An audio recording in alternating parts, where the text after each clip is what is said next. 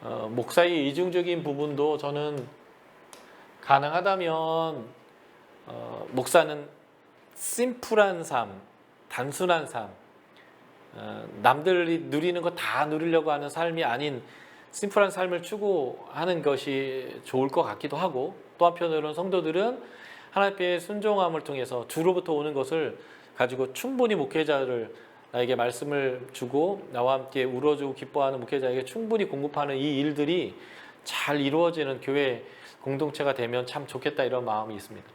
어쨌든 이게 이제 레위인들의 본연의 모습이고요. 레위와 맺은 언약, 아까도 제가 설명드렸지만 출애굽기와 민수기 25장에 나와 있는 이 내용인데, 이것을 신명기 33장 8에서 11절에 이걸 이렇게 언급했어요. 특별히 이제 9절인데 현대 성경을 읽어드릴게요. 그러나 나중에는 그들이 오로지 주께만 충성을 다하였습니다. 그들은 친부모도 돌아보지 않고 제 동기도 모른 채 하고 자녀들까지 외면하였습니다. 그들은 오직 주님의 말씀만 지키고 주님의 계획에만 충성을 했습니다. 이게 이제 하나님에게 우리가 이제 목회자들이 레위인들이 한 행동이고, 그럴 때 또 하나님은 공급하셔서 하나님의 일들을 감당했던 그런 모습이다라고 보시면 되겠습니다.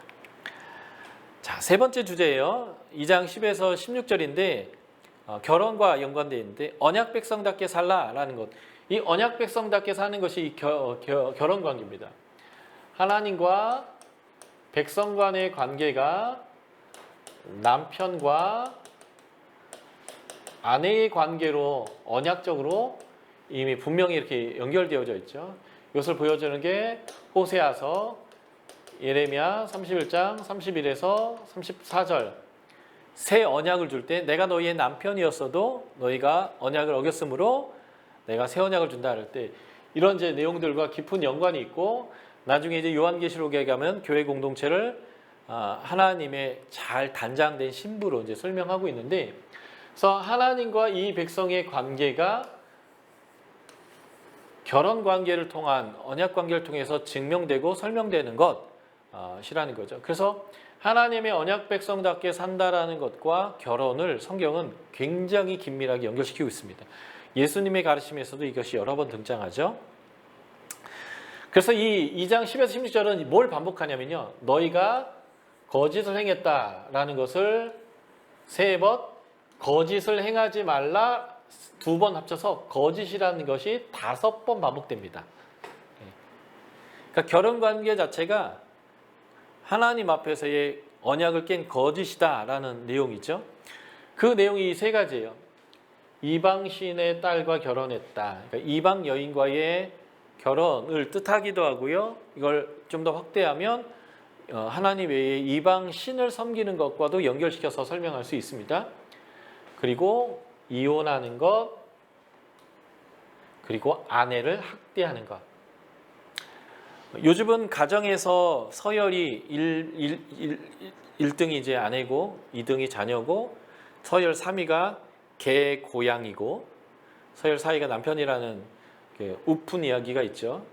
그래서 이 말은 이제는 남편에게 하는 말이 아니라 신약에서는 아내에게 하는 말이에요. 남편을 학대하지 마라.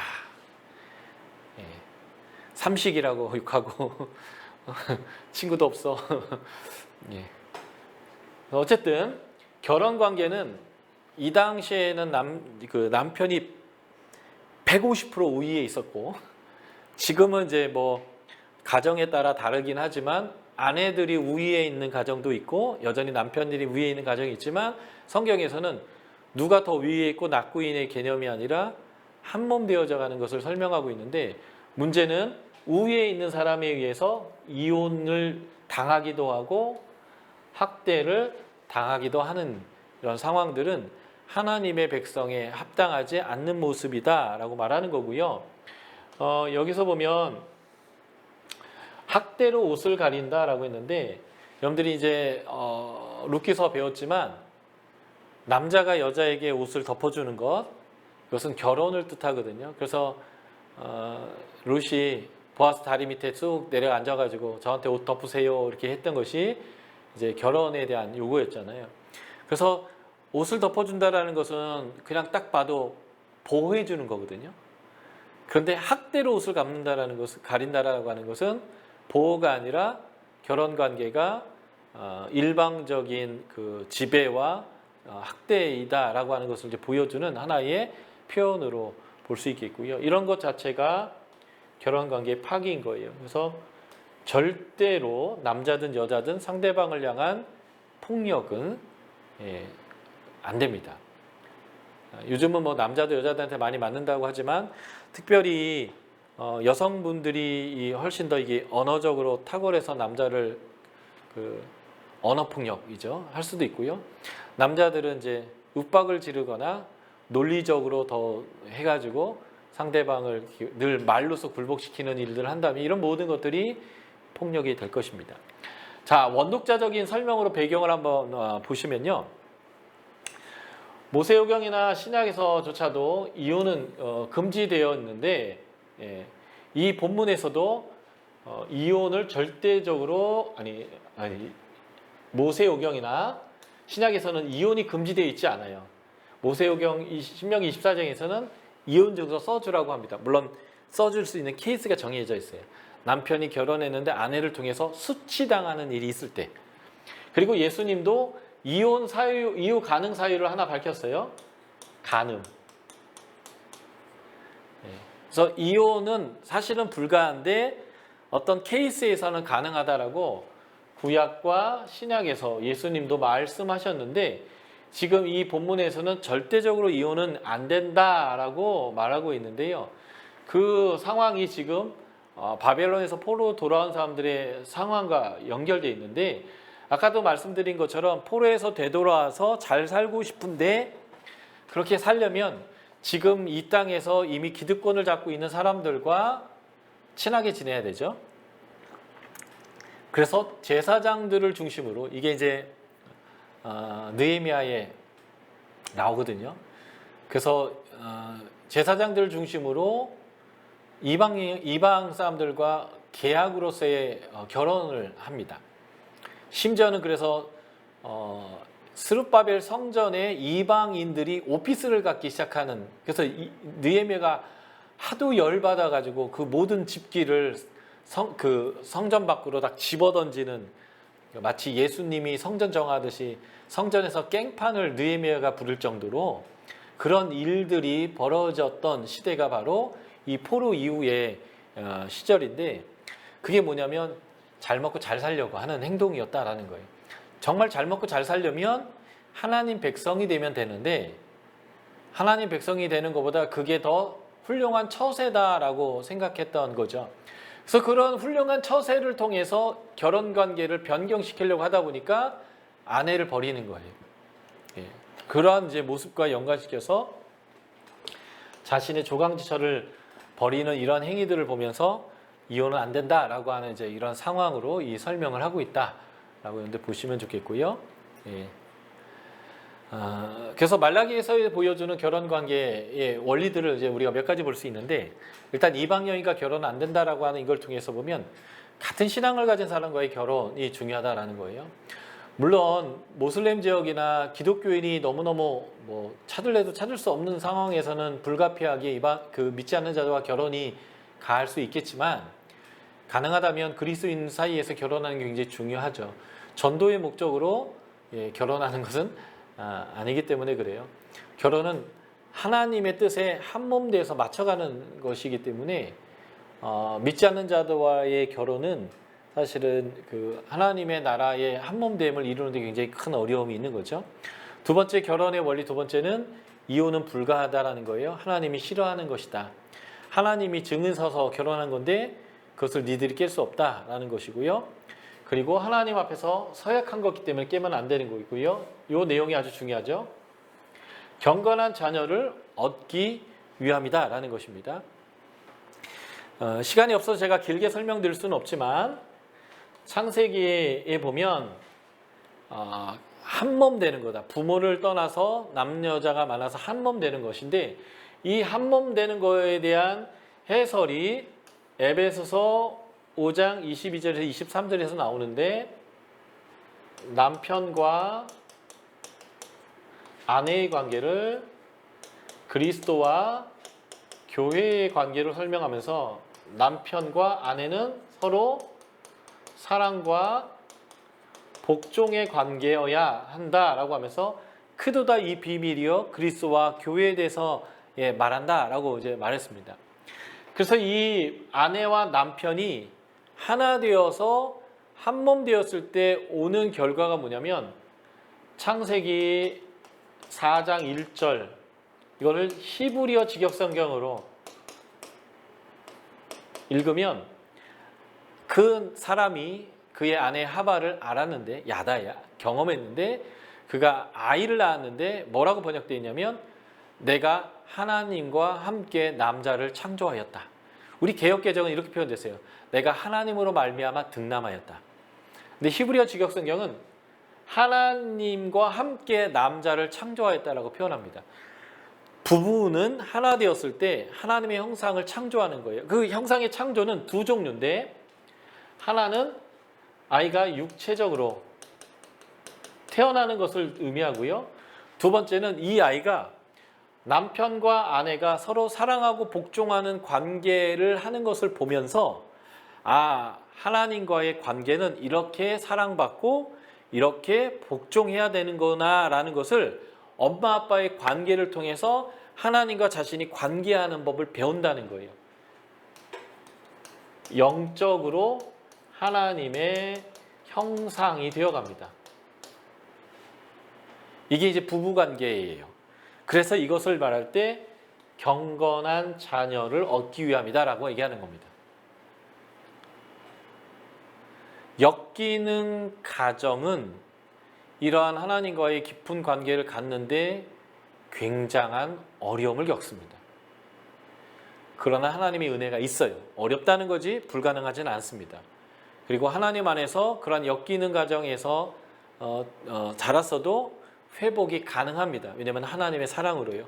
그러나 부부가 함께 끝까지 사랑하고 복종하고 서로를 아껴주고 위하고 하나 되는 모습을 보면서 자란 아이는 나중에 결혼했을 때 결혼 관계가 굉장히 스무드하고 훨씬 더 쉽게 서로가 사랑하고 복종하는 관계를 이루어냅니다.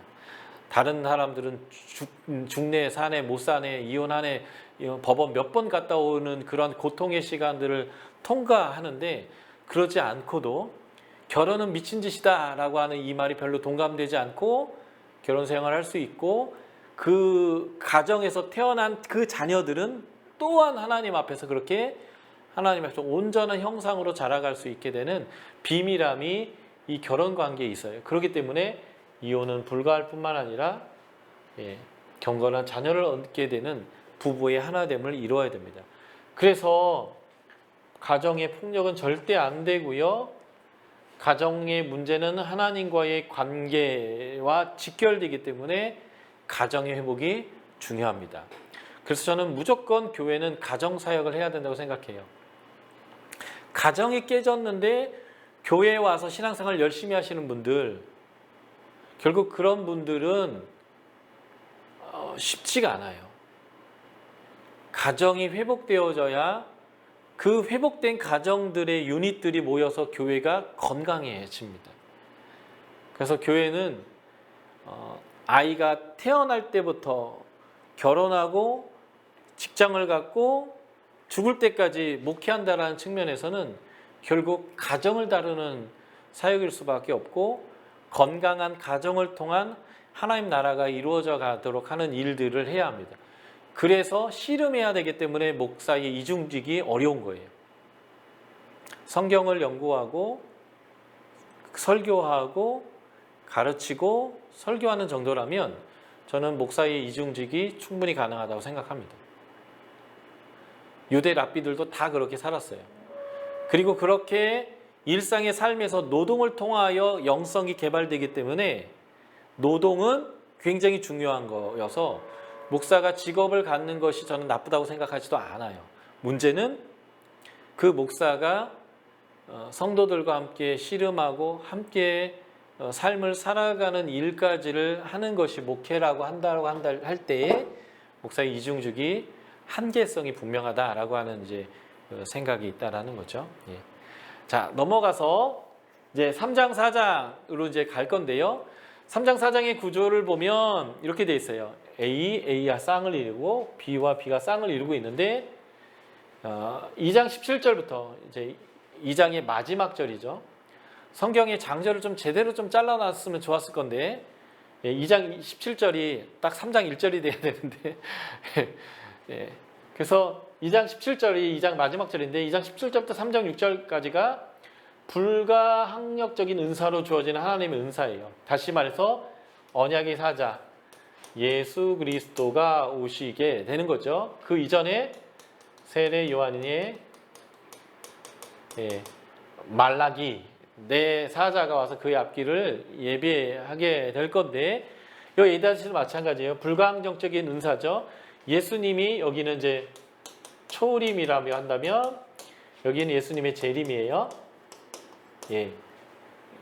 그래서 종말론적인 날이 극렬한 풀무같은 날이 올 것인데 그 전에 엘리야가 올 거다. 그래서 아비의 마음을 자식에게로 자식의 마음을 아비에게로 돌리는 일일 거다. 마치 이제 이거 내 사자와 같은 얘기죠. 예. 이런 일들이 있을 건데 뭘 준비할 거냐? 믿지 않는 자의 심판과 믿는 자의 구원. 심판과 구원이거든요. 예. 그래서 심판은 믿지 않는 자라는 표현을 쓰지 않고 행실을 다뤄요. 이 말은 뭐냐면 믿음이라는 것은 그 행실이 다뤄지는 거기 때문에 그래요. 술수, 간음, 거짓 맹세, 악한 자 괴롭히는 거, 약한 자를 괴롭히는 거, 경건치 않는 거, 이런 모습들이 바로 교만한 자, 악한 자들의 모습이고, 하나님은 레위인들을 깨끗하게 할 거고 예배의 제물을 회복할 건데, 아까 이제 제사장들이 더럽혔던 그거죠. 이런 모습이 뭐냐면 내 이름을 경외하는 모습이에요. 이런 내용을 싸고 있는 안의 내용이 뭐냐면 범죄한 이스라엘과 하나님의 약속이죠. 이들이 무슨 범죄를 했냐면 11조와 헌물을 드리지 않았고 자신들이 악을 행하는데 이건 정당하다는 거예요. 상황이 이럴 수밖에 없다는 거죠. 그럴 때 하나님은 약속하는 거예요. 내가 축복할 테니까 내 것 탈취하지 말고 제대로 드려라. 내가 너를 아주 특별한 소유로 삼고 치료의 광선을 쏘겠다. 이게 이제 히브리 원어로 하면 하나님의 치료의 날개를 덮어줄 거다. 그러니까 지금 너희의 이 모습이 당연한 거라고 생각하지 말고 돌이켜라 라고 하는 이제 하나님의 약속에 근거한 돌이킴에 대한 내용이 이렇게 3장 4장 이제 이렇게 되어져 있다라는 거고요. 그래서 주님이 심판의 날이 이르기 전에 하나님이 이 구원의 일들을 이루어가는 과정에서 하나님께 온전히 돌이킬 것에 대해서 말하는 내용이겠다라고 보시면 좋겠습니다. 자, 2장 17절 3장 6절 보면 하나님을 소망해라. 다시 말해서 공의의 하나님을 기억해라. 소망을 가져라 라는 것이죠. 이들이 소망을 갖지 못하는 이유가 2장 17절에 나와요. 부조리하다는 거죠. 자, 2장 17절 읽어드릴게요. 너희가 말로 여호와를 괴롭게 하고도 이르기를 우리가 어떻게 여호와를 괴롭혀 드렸나이까 하느도다. 이는 너희가 말하기를 모든 악을 행하는 자는 여호와의 눈에 좋게 보이며 악을 행하여 하나님께 좋아 보인다는 거예요.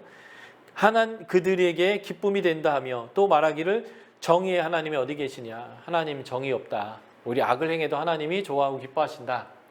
이런 사회적 부조리의 상황들이 지금 이러한 하나님을 소망하지 못하는, 그러니까 하나님은 공의롭다라는 것을 인정하지 못하는 그들의 불성실의 근원이 있었다라는 것이죠.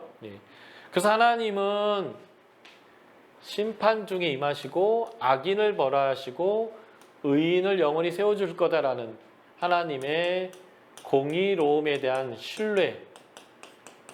신뢰를 가져라 라고 하는 이러한 메시지가 이 2장 17절부터 3장 6절의 메시지가 됩니다. 우리가 지금 경험하는 모습이잖아요. 좀 투기라든 것도 좀 하고 나쁜 짓도 하고 그런 사람들은 잘 사는 것 같은데 공의롭게 살고 착하게 살려고 하는 우리들에게는 그런 하나님 은혜가 없는 것 같은 것. 그리고 잡혀 들어가도 돈 있는 사람들은 금방금방 나오고 이제 이런 모습들을 보면서 우리가 하나님의 공의가 지금 시행되고 있는가라고 하는 거에 대한 의구심이 들 만한 충분한 상황 가운데 우리가 놓여 있죠. 그러나 하나님의 공의를 믿으라는 거예요. 하나님을 소망하라. 그래서 이 말라기의 메시지는 포로기 이후의 원독자들의 메시지지만 지금 우리한테 그냥 그대로 갖다 내도 뭐 다를 바 없을 정도로 이제 그런 메시지가 됩니다. 그래서 하나님이 난 계획이 있다라는 거죠. 하나님이 계획이 있다. 그래서 하나님이 세례 요한으로 해석되어지는 말라기 내 사자를 보내겠다라는 거고요. 이 말라기 세례 요한의 오는 목적이 뭐예요? 언약의 사자의 길을 예비하고 속히 증거하도록 하는 겁니다. 회개하도록 확실하고 온전한 증거가 되어지는 건데, 구약에서 이 신속한 증인이라는 게 뭐냐면 누군가 돌로 쳐 죽일 때 제일 먼저 돌로 치는 사람, 또는 그 앞에 막 옷을 갖다 놓는 그 증인 있잖아요. 확실한 책임을 지는 증인, 이런 의미인데 바로 이 세례 요한이 그렇게 올 거다라는 거고요. 그 이후에 하나님의 언약의 사자 다윗과 행했던 그 확실한 언약, 그 언약의 사자가 올 것인데, 이 언약의 사자에 대해서 이런 표현이 있어요. 누가 능히 당하며 누가 능히 서리요 라는 건데, 요 표현이 요한계시록 6장 예수님의 재림 때 심판의 표현으로서 사용되어집니다. 요한계시록 6장 17절에서요. 그러니까 이제 마지막에 악인들을 심판하는 공의를 시행하실 예수님에 대한 표현이고요. 그분이 누구인가 3장 1절 봤더니 그는 주이시고요, 언약의 사자이시고 우리가 구하던 자, 사모하던 자고요. 오십시오 했던 그분이고, 호련히 성전에 임합니다. 이것과 연관되어 있는 것이 예수님이 40일 금식하신 후에 사탄에게 시험을 받는데, 마태와 누가의 이 내용이 나오죠. 그럴 때 보면 예수님을 성전 높은 곳에, 가장 높은 곳에 사단이 데려가서 띄어내리십시오. 그러면 천사가 당신을 딱 받아줄 것입니다 라고 했던 이 내용이 바로 사단이 이 말라기서의 내용을 정확히 알았고, 이 말라기 내용대로 당신이 언약의 사자라면 성전에서 딱 뛰어내려서 나 자신이 메시아라는 걸 증명하십시오. 그러면 되지 않습니까? 라고 하면서 예수님을 꼬드겼다는 것이죠. 그러니까 사단은 성경을 잘 알아요. 이 말라기서를 가지고 예수님을 시험한 거고요. 예수님은 시험하지 마라 라고 하면서 말씀으로 그를 이겼습니다. 왜 예수님이 거기서 자신의 메시아성을 그렇게 드러내지 않았을까요? 죽으러 오셨기 때문에 그래요. 지금 영광을 얻는 왕이 아니라 나귀를 타고 예루살렘 입성하는 섬김의 주로 왔기 때문에 그렇습니다. 그래서 메시아에 오신 목적은 당장의 심판이 아니라 연단하여 깨끗하게 하는 것, 찢기, 때를, 악인들을 분리해내는 것, 하나님과의 관계와 예배의 회복이 되도록 하는 거죠. 그래서 하나님의 심판이 들을 수밖에 없었던 이유 중에 하나인 레위인 제사장의 타락을 뒤집어서 레위 자손을 깨끗하게 영적으로 회복하는 일들이 일어나겠다는 거고요. 스가랴 3장에 보면 대제사장 여호수아, 사독 가문의 대제사장 여호수아가 더러운 옷을 입고 있는데 사단이 막 참소하잖아요. 그때 하나님이 그에게 깨끗한 옷을 입혀주시는 이런 모습처럼 하나님이 그렇게 하실 거고, 그 이후에 악한 자를 심판하고 하나님의 백성을 새롭게 할 거라는 거죠. 악한 자들이 죄가 7가지로 언급되어져 있는 거예요. 점치는 거, 간음, 거짓 맹세, 품꾼의 싹에 대해서 억울하게 하는 것, 과부와 고아를 압제하는 것, 나그네를 억울하게 하는 것, 하나님을 경외하지 않는 것. 이 부분이 이제 바로 경제 정의에 대한 문제이고, 지금 한국 사회에서 화두가 되고 있는 정치적인 문제죠. 예. 가난한 사람들에게 어떻게 할 것인가. 그냥 시장 경제로 가서 가난한 사람은 가난한 거고 부자는 부자로 살게 해야 그 보이지 않는 손으로 작동하게 하는 게 더 낫다라는 논리를 가진 정당과, 아니다, 좀 더 강제적으로 분배해야 된다라고 하는 그런 이제 정당과, 이제 대선을 앞두고 있는데 또 국민은 어느 편에 손을 들 건지 화두가 되겠지만, 저는 뭐 어디가 옳다라고 얘기하기보다는 성경은 이 부분에 대해서 얼마나 우리 그리스도인들이 신경 써야 되는지에 대해서 명확하게 얘기하고 있다라고 하는 거예요.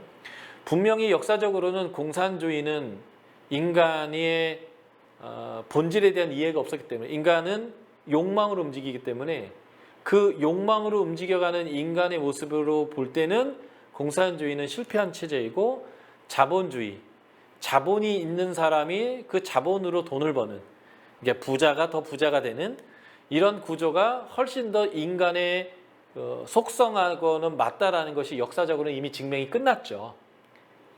그렇기 때문에 지금은 공산주의를 하자는 사람은 없을 것 같아요. 잇따라고 하면 정말 시대착오적인 사람이죠. 역사는 이미 검증을 끝냈기 때문에. 그렇다 할지라도 이러한 약자에 대한 보호를 어떻게 할 거냐의 문제에 대한 부분이 이제는 모든 나라들의 정치에서의 화두가 될 것이고요. 그래서 이게 제일 중요한 것 같아요.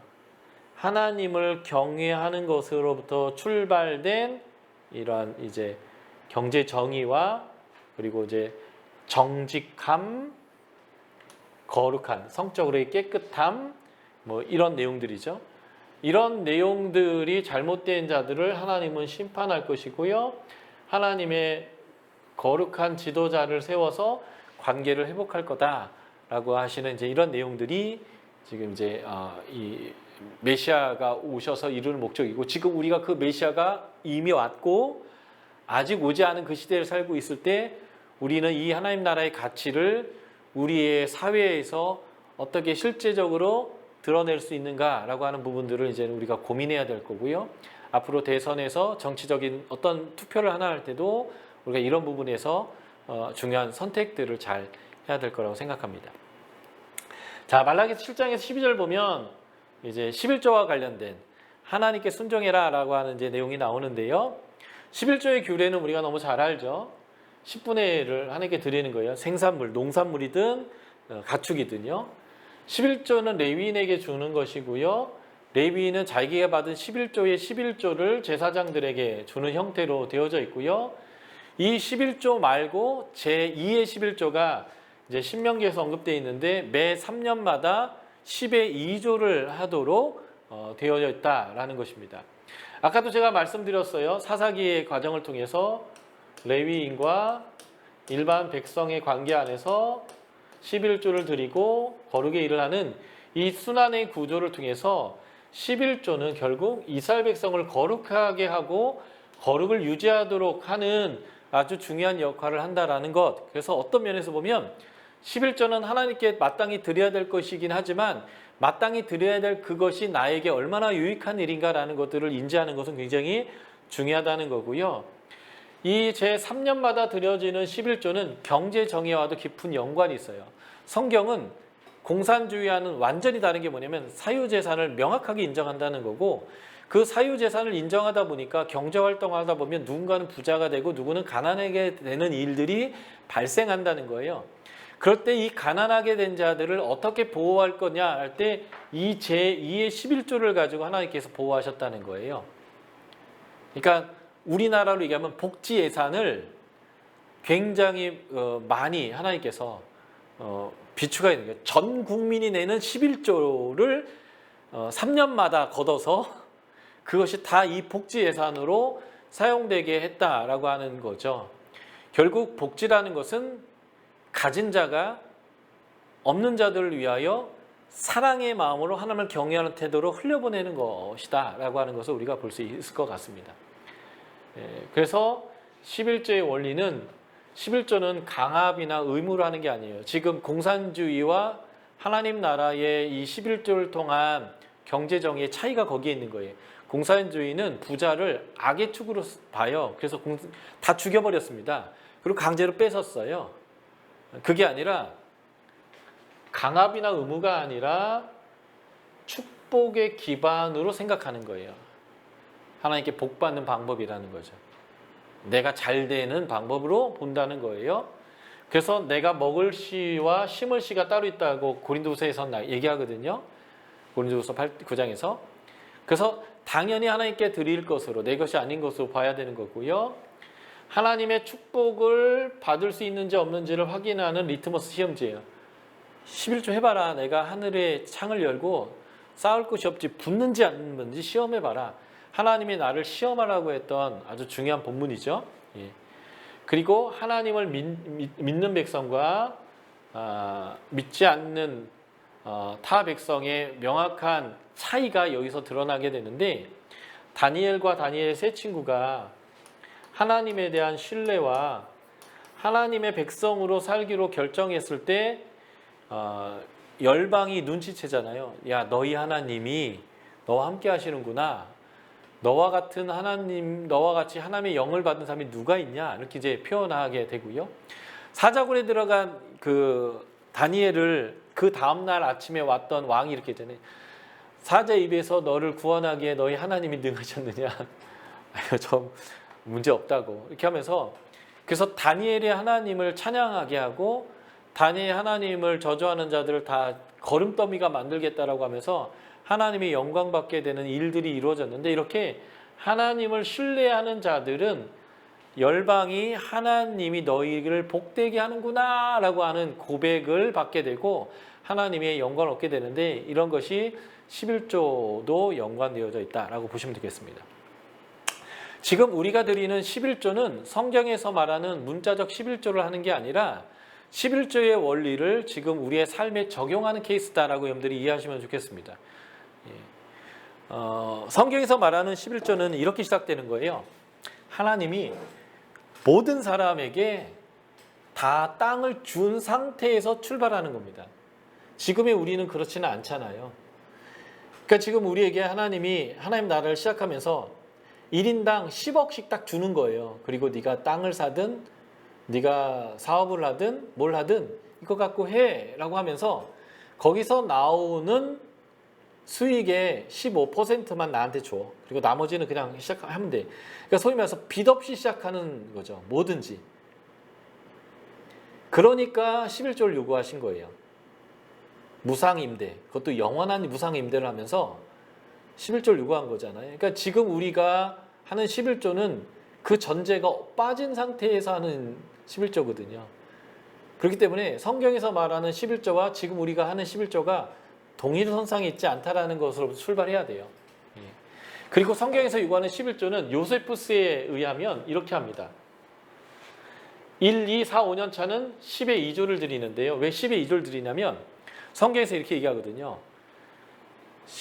오순절, 유월절, 장막절, 추수 때에 빈손을 오지 말고 와서 11조를 드리는데 그때에 와서 하나님 앞에서 잔치해야 되고요. 고아 레인과 과부들 돌봐야 되기 때문에 하나님께 드려야 될 11조에다가 성전에 와서 먹고 즐기고 사람들에게 나눠줄 11조, 10의 2조가 기본 깔리는 거예요. 그리고 3년차, 6년차는 신명기에서 말한 대로 제2의 11조를 하는 거기 때문에 이때는 10의 3조를 하는 거예요. 그러니까 여러분들이 성경대로 문자적인 11조를 하시려고 한다면 이렇게 하셔야 돼요. 11조는 10의 1을 하는 게 아니에요. 정확히 말하면 10의 2조와 10의 3조를 하는 건데 성경에서는 제7년이 안식년이거든요. 휴경년이에요. 그래서 이때는 소산이 없기 때문에 11조를 안 해요. 그러니까 7년 동안 10의 2조나 10의 3조를 하기 때문에 10의 14번의 11조를 하는 겁니다. 그러니까 평균치 하면 7년에 14번 한다면 20% 하는 거겠죠. 이게 이제 성경적으로 문자적으로 하는 11조예요. 그러니까 우리는 이런 문자적으로 하는 11조를 하고 있지 않다라는 겁니다. 미시나는 약간 차이를 보이기는 하지만 거의 비슷합니다. 7년에 12번 하는 걸로 되어 있어요. 어쨌든 우리가 하는 11조와는 차이가 있다라는 거고요. 1세기 가정에서의 헌금의 비율을 보면 10의 1조를 하고요. 그리고 가난한 자에게 바치는 11조를 하는 거, 처절매, 거제, 성전세 뭐 이런 것들을 다 해서 계산해 보면 수입의 15.2%가 헌금이었습니다. 우리가 지금 이렇게 할 걸요 아마. 사실 이거보다 좀 더 많이 하는 것 같아요. 11조하고 감사헌금하고 성경헌금, 장학헌금하고 또 때때로 감사헌금하고 추수감사절, 맥주감사절, 뭐 성탄절 헌금하고 뭐 이렇게 하다 보면 주일헌금하고요, 구역헌금하고요, 뭐 이렇게 하다 보면 아마 20%가 넘어가는 것 같아요. 근데 사실 이게 조금 무상으로 땅을 받은 상태에서 하는 것보다는 좀 과중한 게 있어요. 그래서 작은 교회들은 뭐 어쩔 수 없지만 큰 교회들은 사실은 돈이 남아나잖아요. 이 11조 때문에. 그래서 제가 아는 저쪽 경상도의 아주 큰 교회는 작년에 결산을 해서 10억이 남았다 뭐 이런 얘기가 들리더라고요. 저는 교회가 개척교회는 어쩔 수 없고 좀 중소형 교회들은 미래를 준비하기 위해서 변화가 있어서 좀 헌금을 좀 더 어느 정도 비축하고 하는 필요가 있겠지만 그렇게 대형 교회는 성도들이 많아서 내년에도 그만큼 거칠 건데 경제가 어려워도 10억이 남은 교회라면 마이너스는 안 할 텐데 그냥 그런 큰 교회들은 매해 마이너스 0 딱 찍었으면 좋겠어요. 12월 딱 결산하면서 20억이 남았으면 그냥 개척교회에다 1,000만 원씩 200개 해가지고 그냥 싹 하나님의 나라의 그 교회가 돈을 쌓아놓고 사는 건 별로 좋은 것 같진 않아요. 뭐 어떤 이유에 있어서는 하나님이 큰 교회가 되게 해주셨다면 그냥 그 매해 그냥 제로 딱딱 찍고 선교지에 보내든 개척교회 보내든 아니면 사회 사업 하는 곳에 보내든 그냥 제로 딱딱 찍으면서 그냥 하나님이 나에게 주시는 것으로 하나님의 사업을 이렇게 비축해 놓고 쌓아놓고 막 그걸로 막 큰일 하려고 하지 말고 그냥 하나님이 일하시도록 하는 일이 좀 필요하겠다. 이게 저는 일종의 11조 정신이라고 생각하거든요. 예. 근데 이제 그런 부분들에 대한 문제들도 한국교회가 많이 논의해야 될 문제라고 생각해요. 경제적인 부분에 대해서 한국교회가 되게 조금 부족함이 많은 것 같다라는 생각이 들어요. 그래서 대형 교회가 있다라고 하는 것은 사실은 소형 교회들이 도움을 얻는다라는 개념인데 좀 더 지금보다 더 많은 도움을 줬으면 좋겠어요. 이렇게 뭐 100개, 20개씩 10만 원씩 헌금하는 것도 중요하지만 좀 마무리를 때 딱 털어내면서 더 도왔으면 좋겠다라는 마음이 있습니다. 자, 그래서 11조가 제공하는 원리는요. 신명기 14장에 분명하게 하나님을 경외하는 법을 배우는 것입니다. 그러니까 하나님 의리하는 거예요. 이런 의미에서 제가 남기지 말라는 겁니다. 남기지 말고 탁 털어내고 하나님이 도우신다. 하나님을 보는 거고요. 이것 자체가 하나님을 왕으로 인정하는 거고요. 제가 하나님 나라의 개념으로 설명드렸죠. 왕의 뜻이 이루어지도록 왕을 인정하는 것이 되겠고요. 이것이 하나님의 백성이 복받는 방법이에요. 아까 순환의 구조를 설명드렸지만 내가 11조를 하는 것이 나에게 얼마나 거룩함으로 돌아오는지를 배워야 되고요. 3년마다 약자를 위한 11조가 더 거해졌다라고 하는 것은 11조는 하나님 나라의 경제 정의를 이루는 또 하나의 방식이 되는 것이라는 것이고요. 그래서 우리의 헌금들이 평균케 하는데 좀 사용되어지도록 해야 합니다. 그래서 큰 교회는 작은 교회를 향하여 평균케 하는 일들로 흘려보내야 되고요. 기도원 짓고 뭐 짓고 이러지 말고 좀 심플하게 예배 드리는데 필요한 만큼 큰 교회니까 많은 사람이 있으니까 큰 건물이 있는 거는 뭐 당연한 거겠지만 더 많은 부동산을 늘리는 것 그리고 그 부동산을 가지고 더 재산을 늘리는 것 이런 것 좀 하지 않고 하나님의 나라의 관점에서 매번 이 재정들이 투명하게 좀 사용되어지고 딱 제로 땅 찍고 하나님 또 공급하시는 걸로 살면 좋겠다라는 것입니다. 시간이 너무 많이 가지만 마지막까지는 제가 하고 끝내겠습니다. 자, 마지막 주제 6번째 주제인데요. 완악한 말입니다. 악을 정당화하는 말들이죠. 하나님을 섬기는 것이 헛되다, 유익이 없다. 교만한 자가 복되다, 악을 행한 자가 번성한다. 하나님을 시험하지만 심판받지 않고 화를 면한다. 그러니까 이제 하나님 뭐 하고 계시는 거냐, 하나님 없는 거냐, 이제 이런 말을 하는 것이 완악한 말, 악을 정당화하는 말이죠. 본문에서는요, 여호와를 경외하는 자가 곧 누구냐? 그 이름을 존중히 생각하는 자고요. 이를 의인이라고 표현하고요. 하나님을 섬기는 자다라고도 표현하고 내 이름을 경외하는 너희라고 이렇게 표현합니다. 하나님의 일을 존중하는 자, 이것이 이제 사무엘서 2장에 보면 하나님이 엘리 가문을 얘기하면서 나를 존중히 여기는 자를 존중하고 나를 경외하는 자를 내가 그렇게 해주겠다라고 이제 했던 표현과 같은 것인데, 우리가 하나님을 존중히 여긴다라는 것 자체가 경외하는 것이고 섬기는 것이고 하나님의 의인의 모습을 갖는 것인데, 이런 사람들이 분명하게 하나님에게 이런 대우를 받는다는 거예요. 아까 분명히 내가 생각하기에는 하나님은 공정하지 않아 라고 생각이 들겠지만 결단코 그렇지 않다는 거예요. 하나님은 분명히 그들의 말을 분명히 들으시고요, 이렇게 행하는 자들은 하나님의 기념책, 요한계시록 20장에도 나오죠. 생명책에 기록되어지고요, 하나님이 특별한 소유로 삼으시고요, 악한 자들, 교만한 자들과 하나님은 그들을 분리해서 심판할 때 우리를 따로 떼어내십니다. 요한계시록에다 나오죠. 요한계시록 7장에 보면 하나님이 심판하기 직전에 하나님의 백성이 이마에 하나님이 표를 이제 하시고요, 의로운 해가 떠올라서 치료하는 강선을 바랍니다. 하나님의 날개가 우리 안에 덮여지게 되고요.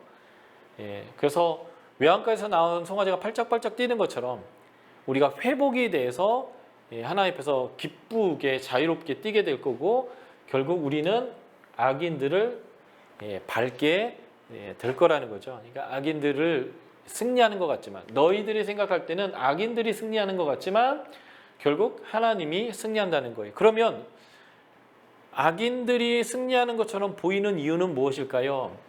하나님의 긍휼이 아직도 작동하기 때문에 그렇습니다. 죄인들이 하나님 보시기에 악하면 그냥 그 자리에서 바로바로 그냥 직사를 하나님께서 계속 시켰다라고 한다고 한다면 살아남을 사람이 우리도 아니지 않을까요?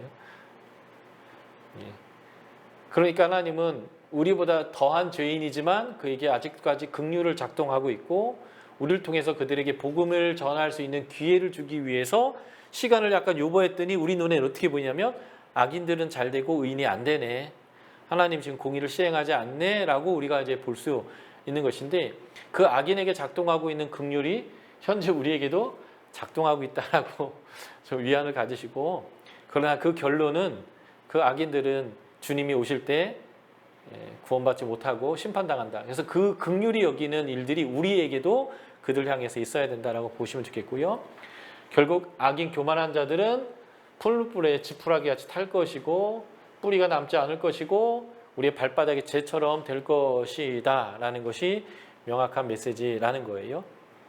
그래서 예수님에 대한 메시지가 4장 4에서 6절에 나오는데, 모세와 엘리야가 이제 등장하게 되죠. 모세는 하나님 나라를 세운 자이고 율법을 대표하고요, 엘리야는 선지를 대표하고 하나님의 나라를 회복하는 자입니다. 바알을 숭배하는 자들을 하나님이 다시 하나님께로 돌아오게 하는 일을 했던 사람이죠. 그래서 이 모세 하나님 나라 시작, 엘리야 하나님 나라의 회복이라고 하는 이 측면이 예수님이 마치 이 모세와 엘리야처럼 하나님 나라를 세우고 회복하기 위해서 오셨다라는 뉘앙스로 신약은 묘사하고 있어요. 그래서 예수님이 변화산에서 누굴 만나면 모세와 엘리야를 만났는데, 바로 예수님의 사역이 이 모세와 엘리사적인 사역을 하신 거다라고 하는 거예요. 그래서 예수님이 40일 금식하시고 그리고 승리하신 이 내용은 모세와 엘리야처럼 이 땅에 오신 예수님을 묘사합니다. 자, 보십시오. 모세, 엘리야, 예수님의 공통점이에요. 모두가 하나님의 음성을 들었고요, 좋은 환경에서 어려운 환경으로 나아갑니다. 성령 세례를 받은 다음에 광야로 나간 예수님이 갈멜산을 승리하고 광야로 나간 사람, 10가지 재앙과 홍해를 승리한 다음에 광야로 나간 거 상황과 똑같아요. 호렙산 시내산에서 또는 광야에서 변화산에서 40주 40야를 통과하시고 얼굴에 광채가 나기도 하고 하나님의 사명과 부르심을 받고 그 일을 했는데, 이 하나님의 상이 뭐예요? 이게 하나님 나라를 세운 거고 하나님 나라를 회복하는 사역인데 예수님이 바로 그 모세와 엘리야처럼 하나님 나라를 세우고 회복하는 일로 예수님 오셨다는 거예요. 그래서 이 말라기서 4장의 내용들은 3장에서 말했던 언약의 사자 그분이 오셔서 하나님의 나라를 회복할 거고 그 후에 회복할 때 하나님이 이제 심판하실 건데 그 심판하시는 하나님의 공의를 믿고 지금 뭔가 공의롭지 보이지 않다 할지라도 하나님 앞에 공의를 행하도록 하는 내용입니다. 자, 6가지의 이 하나님의 백성들이 돌이켜야 될 내용들에 대해서 우리가 설명했는데 지금 우리 교회, 나의 가정 또는 나 개인이 하나님 앞에서 돌이켜야 되고 회복되어야 될 내용이 무엇인지 여러분들 이제 이 말라기서를 통해서 한번 적용해 보시면 좋을 것 같습니다. 제가 시간을 좀 많이 오버했는데요. 죄송하고 이걸로 저희 말라기 강의 마치도록 하겠습니다. 수고하셨습니다.